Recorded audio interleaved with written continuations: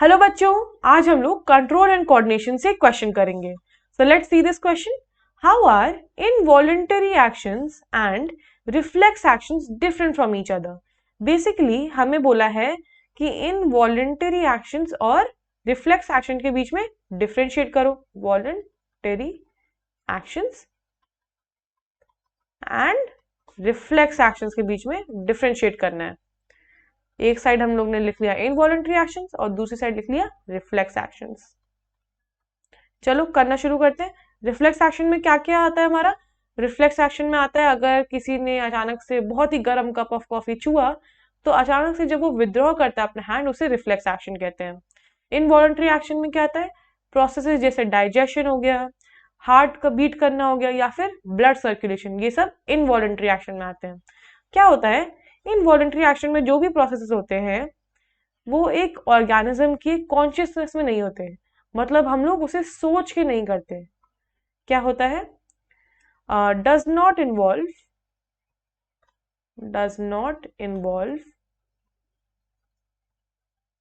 Consciousness of an organism. मतलब ऐसा नहीं है कि मैं उसके बारे में सोच रही हूँ तभी वो हो रहा है।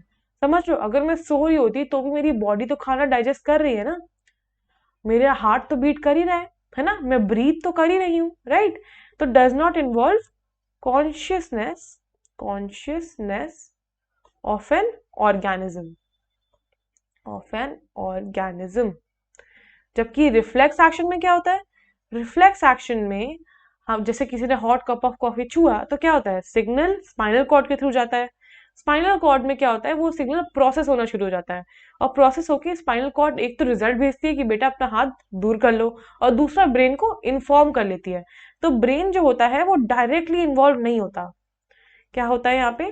Does not involve direct involvement of the brain. तो हम लोग लिखेंगे does not involve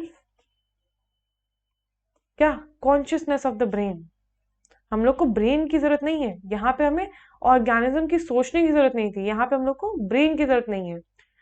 consciousness of brain.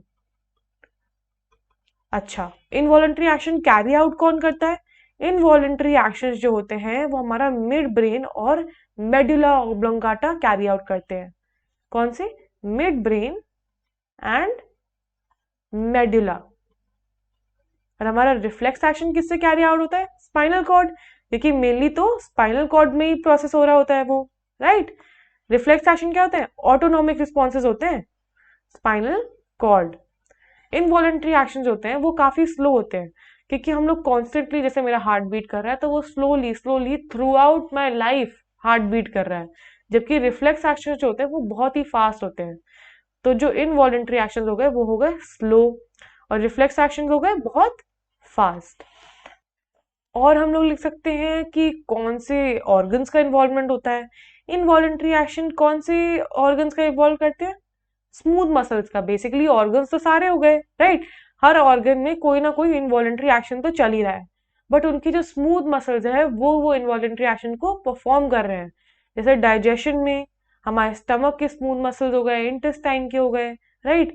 हमारे हार्ट बीट करने में हार्ट के जो स्मूथ मसल्स हो गए, वैसे तो उनको कार्डियक मसल्स कहते हैं, राइट? वो तो अलग ही टाइप के मसल्स हैं। तो हमारे स्मूथ मसल्स जो होते हैं वो बेसिकली इन्वॉल्व होते हैं। रिफ्लेक्स एक्शन में जबकि कोई भी मसल इन्वॉल्व हो सकता है, जैसे हाथ में हमारे मसल इन्वॉल्व हो गए या फिर कोई ग्लैंड इन्वॉल्व हो गया रिफ्लेक्स एक्शन में, तो हमारा any muscle can be involve in reflex action. अब हम लोग एंड कर देते हैं एक एग्जाम्पल के साथ। उससे पहले मैं एक और बात बताना चाहती हूँ। वैसे रिफ्लेक्स एक्शन जो होते हैं वो कंडीशन हो सकते हैं। क्या मतलब होता है कंडीशन का? मतलब अगर किसी बच्चे को स्टार्टिंग से बताया गया हो कि अगर आप इस पानी को छूओगे तो आपको डर लगेगा, लाइक गर्म पानी अगर मैंने छुआ तो आपका हाथ जल जाएगा, तो बच्चा जैसे ही गर्म पानी को छुएगा वो अपना हाथ दूर कर लेगा। ऐसे ही एक डॉग पे एक्सपेरिमेंट हुआ था जिसमें डॉग्स को कंडीशन कर दिया गया था कि अगर हम बेल बजाएंगे तो खाना मिलेगा। तो क्या होता था, अगर बेल बजाते थे ना तो ही डॉग सलाइवेट करना शुरू हो जाता था, जबकि खाना तो कभी कभार मिलता भी नहीं था। ये एक एक्सपेरिमेंट है, कभी इसके बारे में जाके पढ़ना, ठीक है? तो क्या होता है, जो रिफ्लेक्स एक्शन होते हैं वो कंडीशन करे जा सकते हैं, मतलब किसी को सिखाए जा सकते हैं कि हाँ यही तुम लोग को करना है। कंडीशन करे जा सकते हैं, कंडीशन।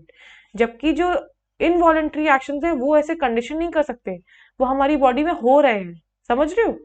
ऐसा नहीं हो सकता कि तुम सिखा दो कि तुम्हारा हार्ट टुक टुक टुक की जगह टुक टुक टुक बीट करेगा, नहीं, लब डब ही करेगा हमेशा, लब डब डब नहीं करना शुरू हो जाएगा, समझ रहे हो। ऐसे हम लोग लिख देंगे कि they can not be condition, can not be conditioned. And कर देते हैं एग्जाम्पल के साथ। इनवॉलेंट्री एक्शन में क्या क्या हम लोग के हो गए एग्जाम्पल्स, हमारा हो गया डाइजेशन, एंड हमारा हो गया हार्ट बीट करना, heart beating, and blood circulation हो गया, ब्लड सर्कुलेशन। और रिफ्लेक्स एक्शन में हमारे क्या एग्जाम्पल हो गए, जैसे आई का ब्लिंक करना, अगर कोई डस्ट आई अचानक से तो आई का ब्लिंक करना, ब्लिंकिंग ऑफ आई। और दूसरा क्या होगा, सबसे common example, withdrawing of hand, है ना, जब हम लोग गर्म कप ऑफ कॉफी छू लें, विदड्रॉइंग ऑफ हैंड। जैसे एक्शन जो हो गए, ये भी लिख दूं, when touching a hot cup of coffee. ऐसे एक्शंस हमारे रिफ्लेक्स एक्शन में आते हैं, hot cup of coffee. I hope you understood it well. All the best.